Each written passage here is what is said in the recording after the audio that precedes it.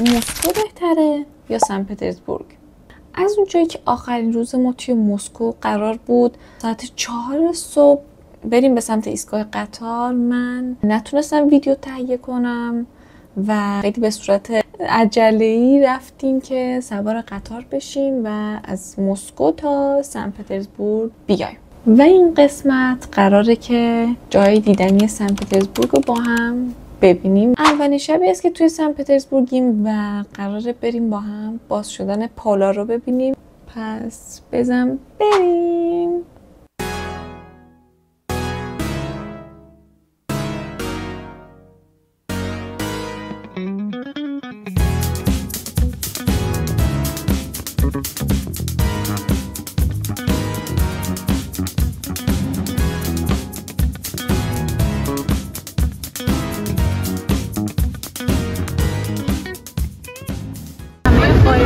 دارن یکی میرن که باز شدن پولا رو ببینن.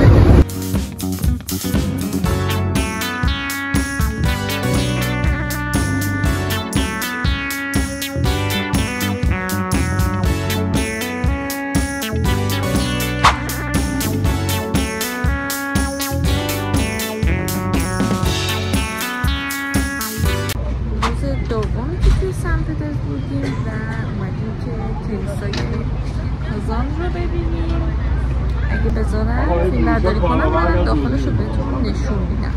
و این هدفونی که انداختم برای توضیحاتی که لیدرمون بهمون میده.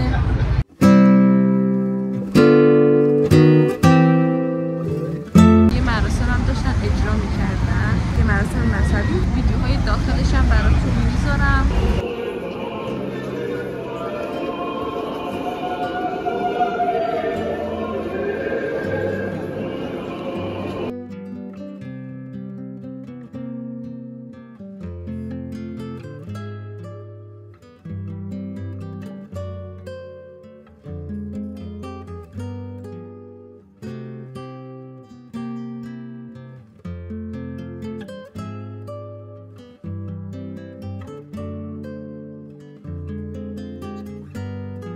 ندارم و بخوام تا اینجا بگم از سن پترزبورگ خیلی خوشم اومده نسبت به مسکو، چون من کلا بافت قدیمی رو بیشتر دوست دارم تا بافت شهری مدرن.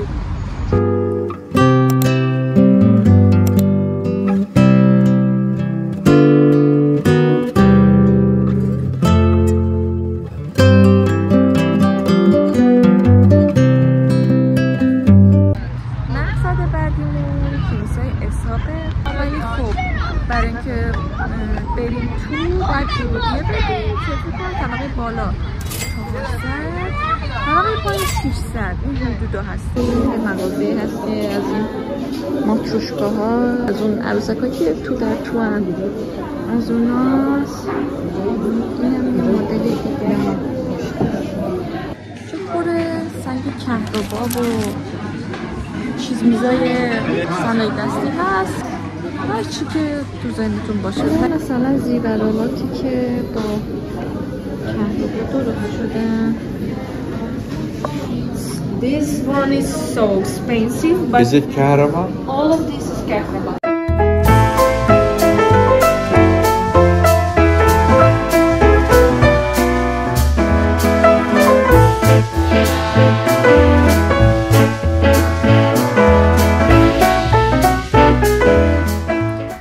سومیه که توی سن پترزبورگیم و من صبحونم خوردم آماده.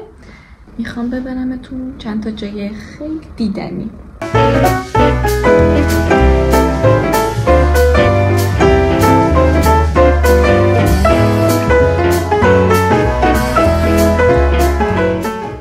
اینجا کلیسای مسیح در خون، مثل اون یکی کلیسا تو مسکوه که میتونین تو قسمت قبلی ببینین. فیلمشو براتون گذاشتم. کنار کلیسا دارن اینجوری نقاشیایی که خودشون کشیدن و میفروشن.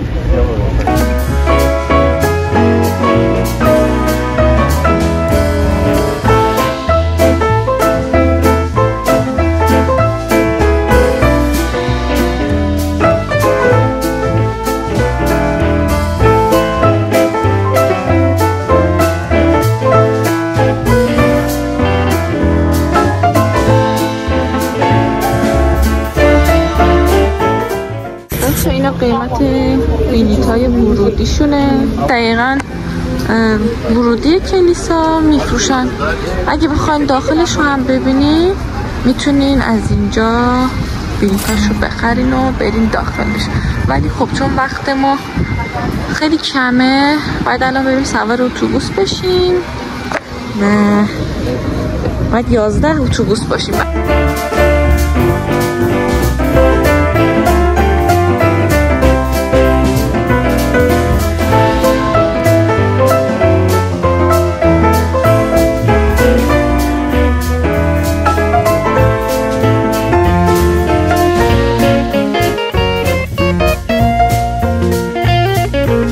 اینجا قلعه پتروپاوله که به سبک معماری گوتیک ساخته شده و جزیره خرگوش‌ها هم بهش میگن. حالا به این دلیل که میگن یه زمانی خیلی خرگوش نگه می‌داشتن. یه چند تا داستان مختلف داره.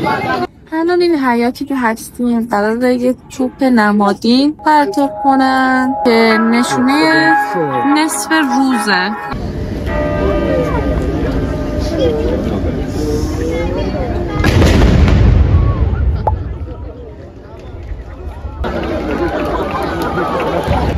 این کشتی که میبینیم کشتی جنگی آرورا هستش و یه جنگی روسیه با فکر کنم ژاپن بود. الان فکر کنم رستورانش کردن و فعلا ورودی چیزی نداره. از بیرون میایم میبینیم و عکسامون رو میگیریم که بریم.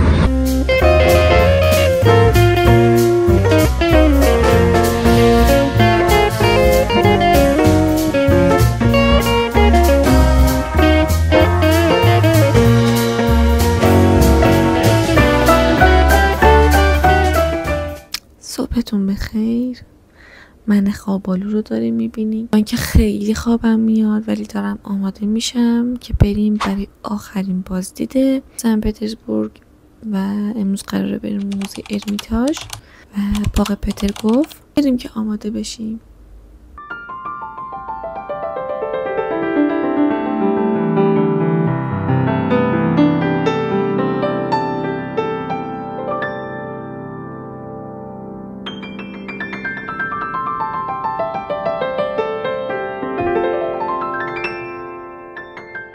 این تابلویی که میبینین تابلوی خیانت هست. نشون دهنده اینه که داره به همسرش خیانت میکنه. رنگ پوست یه رنگ کده رو مات داره. سگ که نماد وفاداری است بیرون در مونده.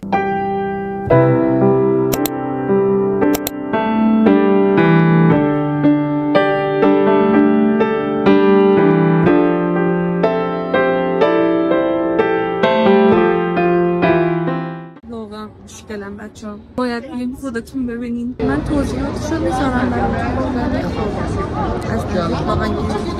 لیدر ما بهمون گفت که اصلا نباید آب بیارین. حالا دلیلش چیه؟ این تابلو قشنگی که میبینی تو سال 1985 یه شخصی اومد و روش اسید پاشید و کل تابلو رو خراب کرد. داشتن تابلو رو بازسازی میکردن فهمیدن که زیر این چهره یه چهره دیگه‌ای هم هست که رامبراند از چهره همسر خودش الگو برداری کرده ولی در نهایت چهره معشوقه خودش رو کشیده.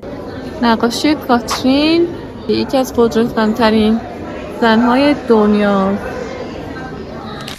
و داستان این تابلو پدری قرار بود که انقدر گرسنه بمونه تا از دنیا بره و دخترش که بچه‌ای به دنیا آورده بود میومد به دیدن پدرش و با شیر خودش زنده نگه می‌داشت و که بعدها نگهبان‌ها این قضیه رو میفهمن و به گوش حاکم میرسه و دستور میده که پدرش رو آزاد کنن.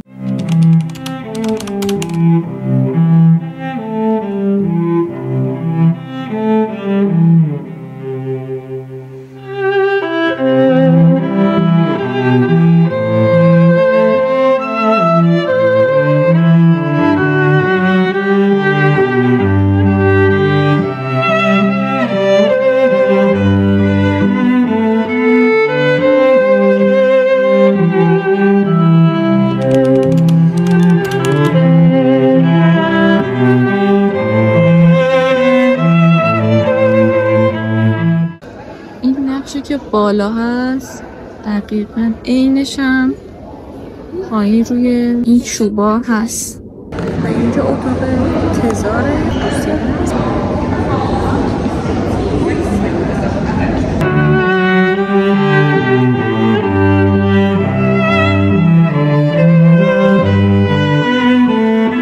اینجا قسمتی که مجسمه های یونانی و خدایانشون رو درست کردن و گذاشتن و این پشت سر که میبینین مجسمه زئوس و خدایانشون که الان بهتون نشون میدم.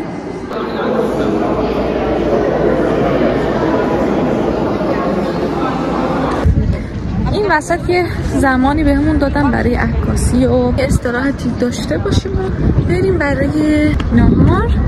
بعد از اینجا قراره بریم باغ پترگوف.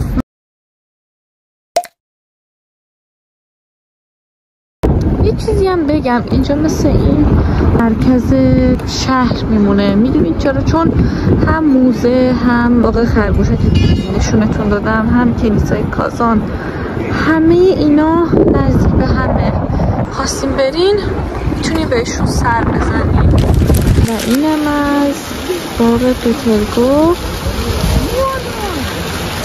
خیلی خوشگل. الان از بالا دارم فیلم میگیرم، برم پایین.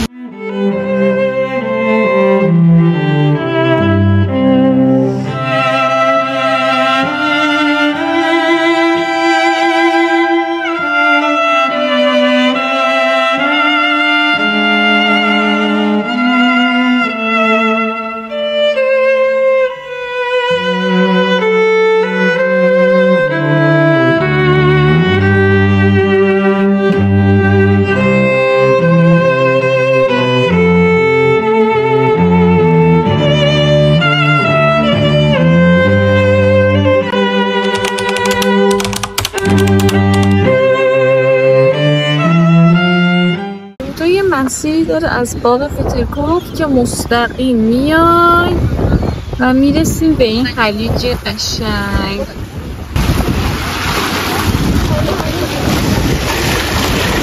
خدا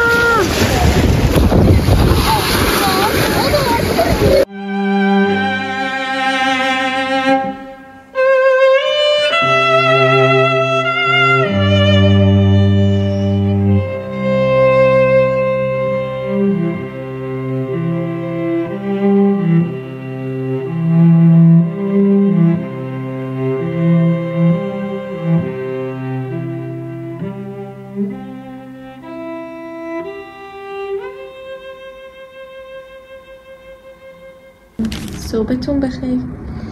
ما آماده شدیم با چمدونا که بریم پایین تو لابی و اتاق تحویل بدیم و بریم به سمت فرودگاه که برگردیم ایران. خیلی سفر خوبی بود، خیلی بهم خوش گذشت و امیدوارم که شما هم از دیدن ویدیوها لذت برده باشین.